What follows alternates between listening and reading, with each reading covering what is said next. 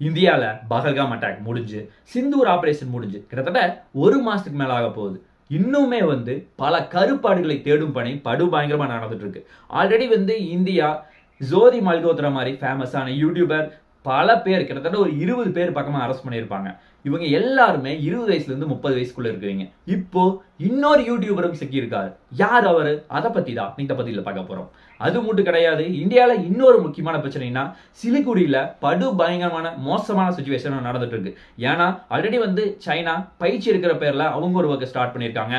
இன்னொரு பக்கம் பங்களாதேஷ் நாங்க எங்களுடைய போர் விமானங்களை கொண்டு நிறுத்த போறோம், ஆயுதங்கள் எல்லாத்தையும் கொண்டு இறக்க போறோம் அப்படின்னு சொல்லி அவங்க ஒரு ஒர்க்க சொல்லிட்டு இருக்காங்க. அதுக்கு பதிலடியாக இந்தியா நீங்க நிறுத்துனீங்கன்னா நாங்க எங்களுடைய ரொம்ப அட்வான்ஸ் டெக்னாலஜியான போர் விமானத்தை, வான் பாதுகாப்பு அமைப்பு எல்லாத்தையுமே நாங்க கொண்டு நிறுத்த போறோம் அப்படின்னு சொல்லி அவங்க ஒரு ஒர்க்க உலக நாடுகளுக்கு ஸ்ட்ராங்கான மெசேஜா வைக்கிறாங்க.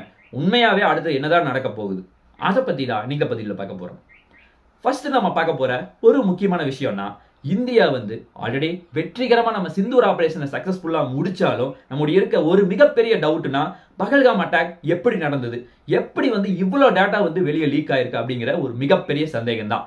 அதற்காக என்ஐஏ பல நாட்களா ஆட்களை தேடிட்டே இருக்காங்க. அது கிட்டத்தட்ட ஒரு மாசமா யார் தப்பு பண்ணியிருப்பாங்க அப்படின்னு சொல்லி பல ஆராய்ச்சிகள் நடந்துட்டு இருக்கு. ஆக்சுவலா கிட்டத்தட்ட 1 to 2 மாசமா யாரெல்லாம் இந்தியால இருந்து பாகிஸ்தானுக்கு பல்வேறு சோசியல் மீடியா ஆப் மூலமாவோ, ஜிமெயில், ஃபேஸ்புக், ட்விட்டர் இந்த மாதிரி பல்வேறு ஆப் மூலமா டேட்டா அனுப்பிச்சிருக்காங்க அப்படிங்கிற ஒரு மிகப்பெரிய தேடும் படி நடந்துட்டு இருக்கு. ஆல்ரெடி பல பேர் சிக்கியிருக்காங்க.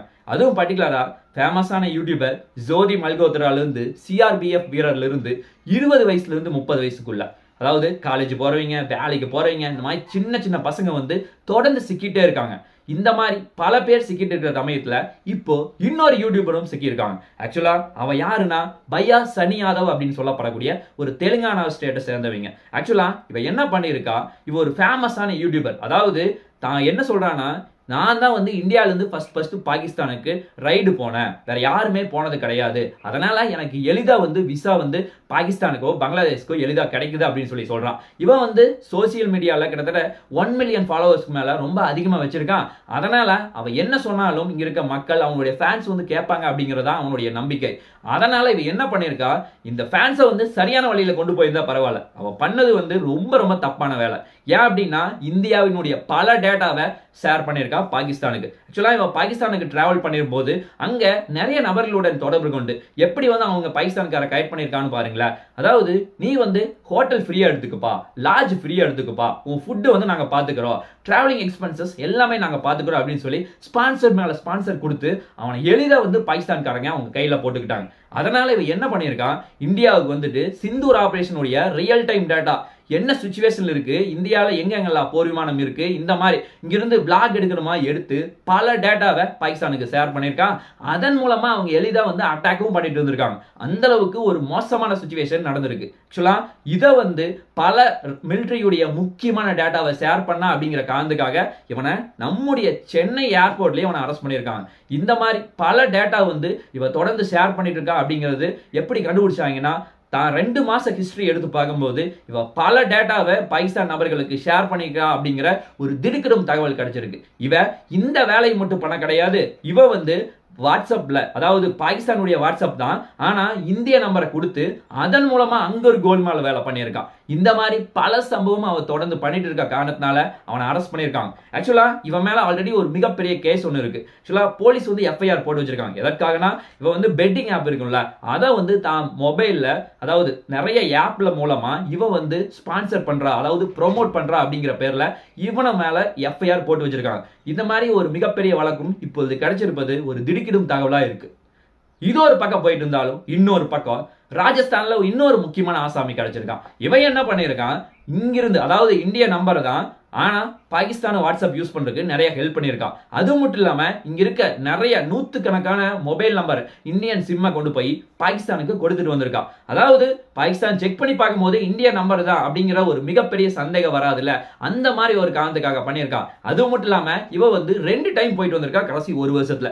2024 ஆகஸ்ட்ல ஒரு டைம் போனா, 2025 மார்ச் மாசம் ஒரு டைம் போயிட்டு வந்தான். கரெக்டா சொல்லணும்னா நம்ம பஹல்காம் அட்டாக் நடக்கிறதுக்கு 2-3 வாரத்துக்கு முன்னாடி ஒரு டைம் போயிட்டு வந்திருக்கான். ஆக்சுவலா இது எல்லாத்தையுமே வந்து எப்படி கண்டுபிடிச்சாங்கன்னா இவனுடைய ரீசெண்ட் டைம் ஹிஸ்டரி, யாரெல்லாம் பாகிஸ்தான் போயிட்டு வந்திருக்காங்க அப்படிங்கிற டேட்டாவை செக் பண்ணி பார்க்கும்போது இவன் வந்து எளிதில் சிக்கிறான்.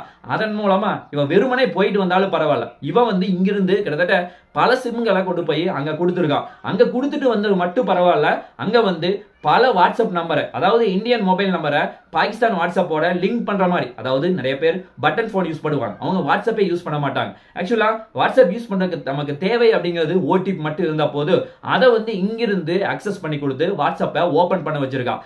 அதனால நிறைய டேட்டா வந்து நிறைய பரிவர்த்தனைகள், டிரான்சாக்ஷன் எல்லாமே நடந்திருக்கு. ஆக்சுவலா நீங்க வந்து இந்த டேட்டா கொடுத்தா நான் இவ்வளவு காசு கொடுக்குறேன் அப்படின்னு சொல்லிக்கிட்டு நிறைய வேலையை தொடர்ந்து பண்ணியிருக்கான். இதுதான் ஒரு மிகப்பெரிய பிரச்சனையா இருக்கு. ஆக்சுவலா இவனை வந்து இப்ப அரெஸ்ட் பண்ணிருக்காங்க. என்ஐஏ வந்து இந்த மாதிரி பல பேர் அரெஸ்ட் பண்ணிருக்காங்க. ஆக்சுவலா இதுவரைக்கும் கிட்டத்தட்ட நிறைய முக்கியமான ஸ்டேட்ல சிக்கின முக்கியமான பர்சன்ஸ் அப்படின்னு பார்த்தா பஞ்சாப், ஹரியானா, குஜராத், ராஜஸ்தான், இந்த மாதிரி பல பகுதியில் தொடர்ந்து வந்து ஆட்கள் 20 பேருக்கு மேல சிக்கியிருக்காங்க. இன்னும் பல பேரை நம்ம தேடும் பணி நடந்துகிட்டே இருக்கு. ஆக்சுவலா நம்ம துப்பாக்கி படத்துல பார்த்திருப்போம், ஸ்லீப்பர் செல் அப்படின்னு சொல்லி அவன் சொல்லுவான். ஆக்சுவலா அது வந்து வெறுமனே வந்து ஒரு ஸ்டோரியா இருக்கும் அப்படின்னு சொல்லி நான் நினைச்சேன். ஆனா இந்த பஹல்காம் அட்டாக் நடந்ததுக்கு அப்புறம் இப்ப என்ஐஏ வந்து செக் பண்ணி பார்க்கும்போது உண்மையாவே இந்த மாதிரி நாட்டுக்குள்ள எவ்வளவு ஸ்லீப்பர் செல் இருக்காங்க, காசுக்காக நம்ம நாட்டையே காட்டி கொடுக்குறீங்களே அப்படிங்கிற ஒரு மிகப்பெரிய குழப்பம் தான் நம்ம மனசுல ஏற்படுது.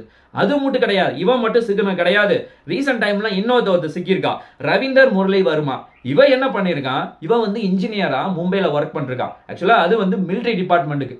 இவன் வந்து இங்கிருந்து ஹனி டிராப் அப்படின்னு சொல்லி ஒரு மெத்தட் சொல்லுவாங்க. ஆக்சுவலா அதாவது பாகிஸ்தானுடைய ஒரு பெண்ணும் சோசியல் மீடியால ஃபேக் அக்கௌண்ட் மூலமா, பையன் தான் ஆனா ஃபேக் அக்கௌண்ட் மூலமா லேடிஸ் மாதிரி பேசி பேசி இவனை வந்து ஃபுல்லா அட்ராக்ட் பண்ணி நிறைய டேட்டாவை, இந்தியாவினுடைய மிலிட்டரி டேட்டாவை, பல டேட்டாவை இங்கிருந்து அங்க ஷேர் பண்ணியிருக்கான். அதன் மூலமா அவன் ஒரு பக்கம் சிக்கியிருக்கான். இந்த மாதிரி பல பேர் வந்து இன்னும் கியூ கட்டிட்டு நிக்கிறாங்க.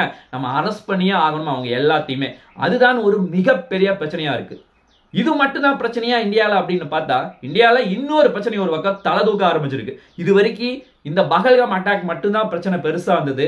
இப்போ இன்னொரு சைடு வந்து சிலிகுரி காரிடார். ஆக்சுவலா இது வந்து சிக்கன் நெக்னு நம்ம சொல்லுவோம். இது கிட்டத்தட்ட ஒரு 22 கிலோமீட்டருக்குள்ள கிட்டத்தட்ட 4 முக்கியமான கண்ட்ரி கவர் ஆகுது. அதுவும் பர்டிகுலரா சைனா, பங்களாதேஷ், பூடான், நேபாள், இந்த மாதிரி 4 முக்கியமான பகுதி கவர் ஆகுது. இங்க என்ன பிரச்சனைனா ஆல்ரெடி வந்து சைனா வந்து கிட்டத்தட்ட ஒரு 20 கிலோமீட்டர் டிஸ்டன்ஸ்ல நான் வந்து ட்ரைனிங் எடுக்க போறேன், மிலிட்டரி ட்ரைனிங் எடுக்க போறேன் அப்படின்னு சொல்லி அவன் ஒரு பக்கம் கிளம்பி இருக்கான்.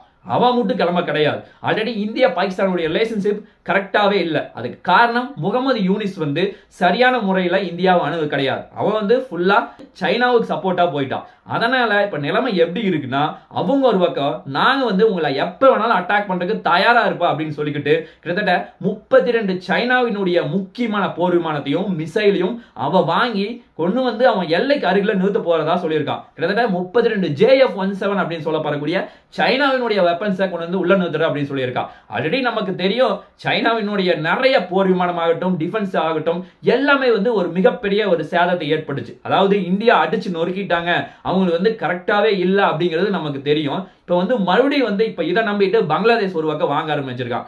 ஆக்சுவலா இப்போ இந்தியா தரப்புல என்ன சொல்றாங்க, நீங்க வந்து JF-17 கொண்டு வந்து மட்டும் நிறுத்திட்டீங்கன்னா நாங்க வந்து எங்களுடைய ரஃபேல் ஜெட்டை கொண்டு வந்து நிறுத்திடுவோம். அது மட்டும் கிடையாது, எங்களுடைய மிகப்பெரிய ஸ்ட்ரென்த் அப்படின்னு பார்த்தா S-400 அப்படின்னு சொல்லப்படக்கூடிய ஏர் டிஃபென்ஸ் சிஸ்டத்தையும் நாங்க கொண்டு வந்து நிறுத்திடுவோம் அப்படின்னு சொல்லி ஒரு மிகப்பெரிய வார்னிங்க இந்தியா வந்து பங்களாதேஷ் கொடுக்குறாங்க. அது மட்டும் இல்லாம இதுக்கு மேல ஒவ்வொரு ஸ்டெப் எடுத்து வச்சீங்கன்னா எங்களுடைய ரியாக்ஷன் எல்லாமே வேற மாதிரி இருக்கும் அப்படின்னு சொல்லி ஒரு மிகப்பெரிய வார்னிங்க இந்தியா தரப்புல கொடுக்குறாங்க. அது மட்டும் கிடையாது, இந்தியா வந்து தொடர்ந்து வந்து புது புது வெப்பன்ஸ் வந்து தயாரிச்சுட்டு இருக்காங்க. ஆல்ரெடி வந்து நம்ம ரஃபேல் போர் விமானத்தை மறுபடியும் வாங்குறதுக்கு ஒரு மிகப்பெரிய முயற்சி ஒன்று நடந்துட்டு இருக்கு.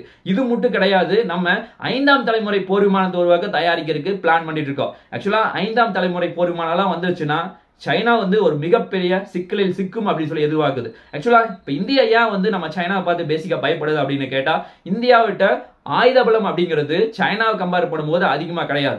அதனால அவ என்ன பண்ணாலும் நம்ம பயப்படுற மாதிரி ஒரு ஃபீலிங் தான் வரும். ஆனா ரியாலிட்டி என்னன்னா உங்ககிட்ட நிறைய வெப்பன்ஸ் இருந்தாலும் அவங்க கிட்ட கரெக்டான குவாலிட்டி இல்ல.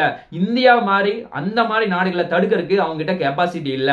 அதுதான் ஒரு நிதர்சனமான உண்மை. உண்மையாவே வருங்காலத்துல ஒவ்வொரு நாளும் ஒவ்வொரு மாசமே ரொம்ப முக்கியமான நாளா இருக்க போகுது இந்தியாவினுடைய ஜியோ பாலிடிக்ஸ். இது எல்லாத்தையுமே நம்ம சேனல்ல தொடர்ந்து கவர் பண்ணிட்டே தான் இருக்கோம். நீங்க தொடர்ந்து இணைஞ்சு சப்போர்ட் பண்ணுங்க. பார்க்கலாம் என்ன நடக்குது என்று சொல்லி. நாளைக்கு இன்னும் ஒரு நல்ல ஒரு வீடியோவில் உங்களை நான் சந்திக்கிறேன். நன்றி, வணக்கம், தேங்க்யூ, ஜெய் ஹிந்த்.